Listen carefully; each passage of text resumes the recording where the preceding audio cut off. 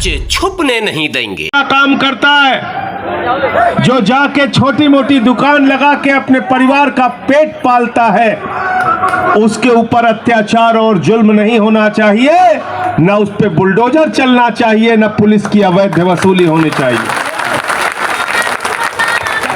2014 में इस देश के अंदर एक कानून बना, एक्ट बना, वेंडर्स के लिए एक्ट बना, और उस एक्ट के अंदर कहा गया कि किसी भी रेहड़ी पटरी वाले व्यक्ति को उजाड़ा नहीं जाएगा, उसके लिए वेंडर जोन बनाया जाएगा, यानी एक ऐसा क्षेत्र बनाया जाएगा जहां पर वो अपना रोजगार, अपना दुकान, अपना काम, व्यापार कर सके।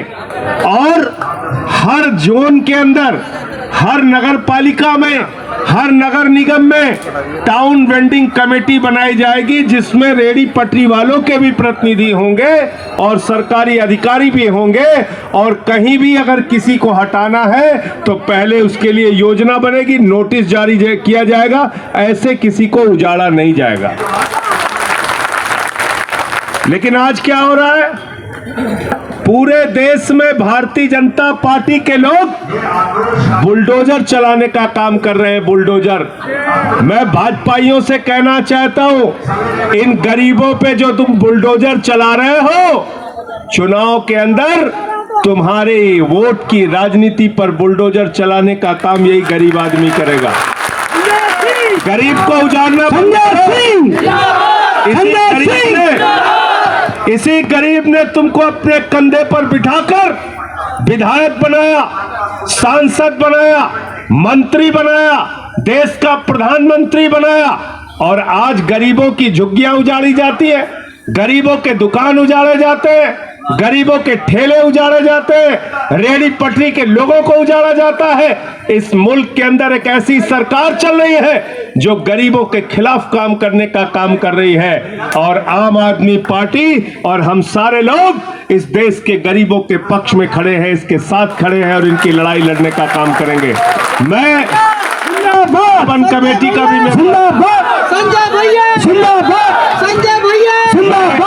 मैं अर्बन कमेटी का भी मेंबर हूं।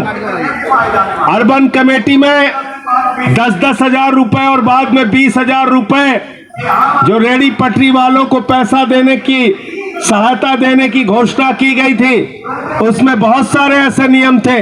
बैंक में जाओ तो 700 रुपए, 800 रुपए एफिडेविट बनवाओ, बार बार बैंक के चक्कर लगाओ 10,000 रुपए पाने के लिए, अपनी दुकान बंद करके बार बार बैंक में दौड़ो।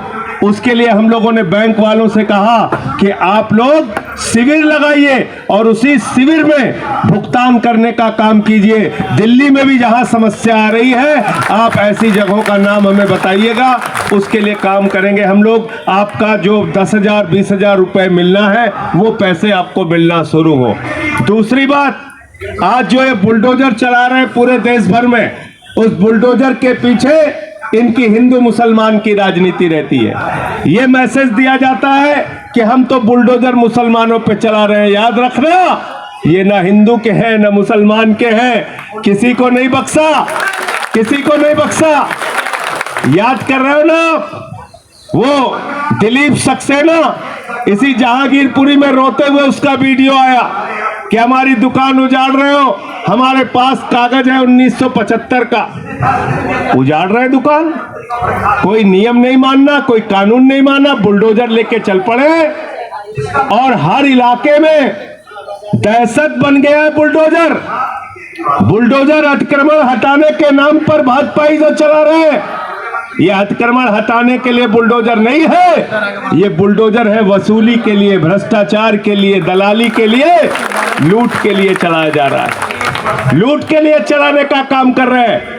इनके पार्षद निकल पड़े, इनके सारे नेता निकल पड़े, इनके मेयर निकल पड़े, हर जगह लूटखोरी, भ्रष्टाचार, बेईमानी।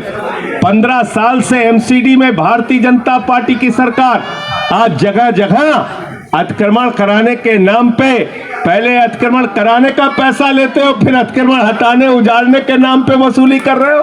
धंधा बना लिया भाजपाइयों ने। इसलिए इनकी असलियत को हम सारे लोग पहचान चुके हैं। संसद से लेके सड़क तक आपका ये जो कानून है, ये कानून जमीन पर लागू हो, इसकी लड़ाई लड़ने का काम हम लोग करेंगे। कानून बन गया, जब चाहोगे किसी को भी उजाड़ के फेंक दोगे, जब चाहोगे गरीब के सीने पे बुलडोजर चला दोगे। ये बुलडोजर की राजनीति अब चलने वाली नहीं है। इसके खिलाफ देश का गरीब आदमी खड़ा हो चुका है और आपकी संख्या कम नहीं है, याद रखना।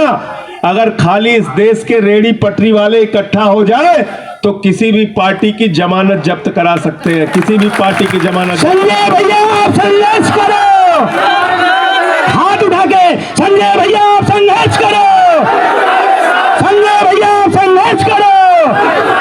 कम से कम 4-5 करोड़ रेडी पटरी वाले हैं पूरे हिंदुस्तान में, और इनके परिवार का वोट मिला लो तो कम से कम 20 करोड़ वोटर है, 20 करोड़। तो भाजपाइयों को बता देना, अगर गरीब आदमी का काम नहीं करोगे तो तुम्हारी जमानतें जब्त करके तुमको वापस भेजने का काम करेंगे। और रेडी पटरी वालों से मैं कहना चाहता हूं, 16 साल तक तुम्हारे बीच में रह के काम किया, आज भी तुम्हारी लड़ाई लड़ रहा हूं। 16 साल तक रेडी पटरी वालों के बीच में रह के मैंने काम किया, दादा जानते हैं इस बात को अच्छी तरीके से। इसलिए मैं आपसे कहना चाहता हूं, आप जाति के चक्कर में मत फंसो, धर्म के चक्कर में मत फंसो। रेडी पटरी वाले और गरीब आदमी का एक ही मजहब है, उसका रोजगार, और जो लोग उसके रोजगार को छीनने का काम करेंगे। गरीब आदमी का एक ही मजहब है, उसके बच्चे की भूख, उसका एक ही मजहब है, उसके बच्चे के स्कूल, उसका एक ही मजहब है, उसके लिए अस्पताल, उसके लिए सड़कें, उसकी जिंदगी में खुशहाली, यही हमारा मजहब है, यही हमारा धर्म है। और इसको जो छीनने का काम करेगा, हम उसके लिए लड़ाई लड़ने का काम करेंगे, उसके खिलाफ खड़े होने का काम करेंगे, उसकी जमानतें जब्त कराने का काम करेंगे।